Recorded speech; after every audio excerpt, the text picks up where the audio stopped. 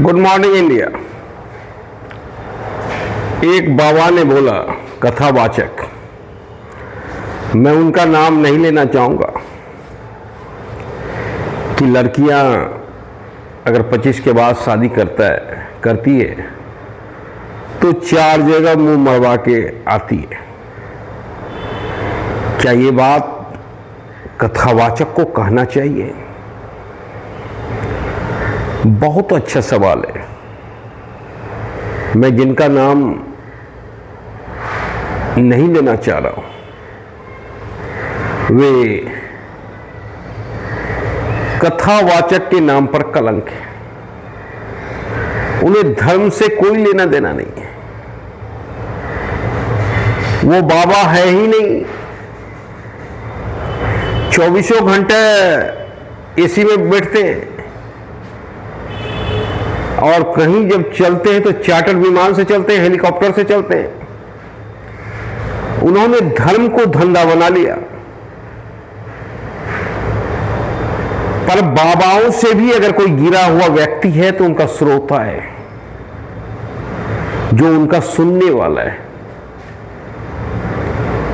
आज बाबा की बात सुनी जा रही है, तब तो ये सवाल उठा,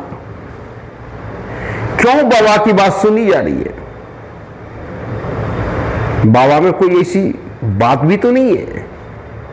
ना तो बाबा कोई चमत्कार किए हैं, ना तो कुछ किए हैं, फिर भी बाबा की बात सुनी जा रही है। क्योंकि बाबा ने सनातन को बेचा, अपने तरीके से सनातन को सामने रख।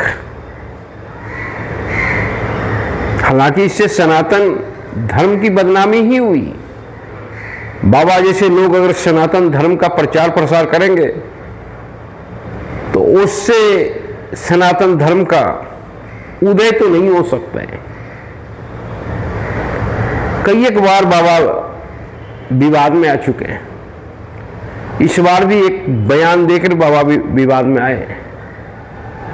पर बाबा अगर होते, सन्यासी अगर होते, तो इस तरह का वक्तव्य भी निकलता ही नहीं।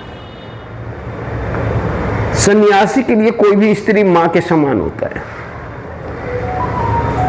चाहे स्त्री 20 की हो, चाहे स्त्री 16 की हो, चाहे स्त्री 90 की हो, सभी में उनको मां का दर्शन होता है। और जब ऐसा होता तो इस तरह का वक्तव्य हो ही नहीं सकता है।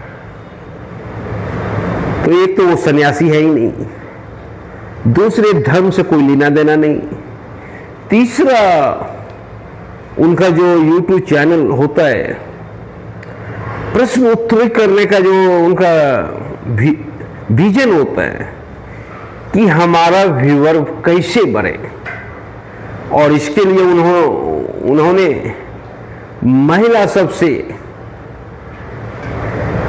सवाल करते हैं, तुम्हारे बच्चे हुए? बच्चे नहीं हुए तो कब होंगे? कब तुम शादी करोगे? नहीं कोई मिलता है तो बोलो। इस तरह के सवाल बाबा के मन में होना ही नहीं चाहिए। कोई शादी करे या ना करे, उससे बाबा को क्या लेना देना है? तो ऐसी बात नहीं है, उससे लेना देना है YouTube का व्यू बढ़ता है, जिससे बाबा को आर्थिक रूप से आमदनी होती है। वैसे आपको बता दूं कि बाबा शादीशुदा है, बाबा के 2 बच्चे भी हैं। अब इस पर बहस छिड़ गई। बाबा ने माफी मांगी, पर गलती बाबा की नहीं है, गलती उनके श्रोता के है। हम सब कुछ जानते हुए भी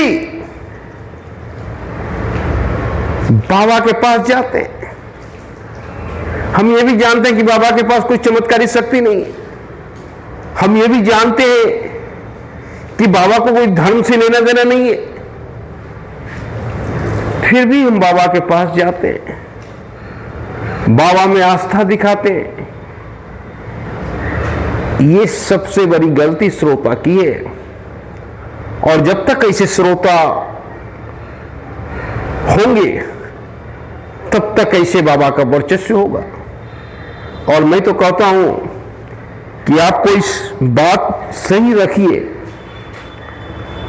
आपको यूट्यूब पे सपोर्ट नहीं मिलेगा, पर एक बाबा आ जाए भगवाधारी और वो समाज को दिग्भ्रमित करे, तो देखिए दर्शकों का भी सपोर्ट भरपूर मिलेगा।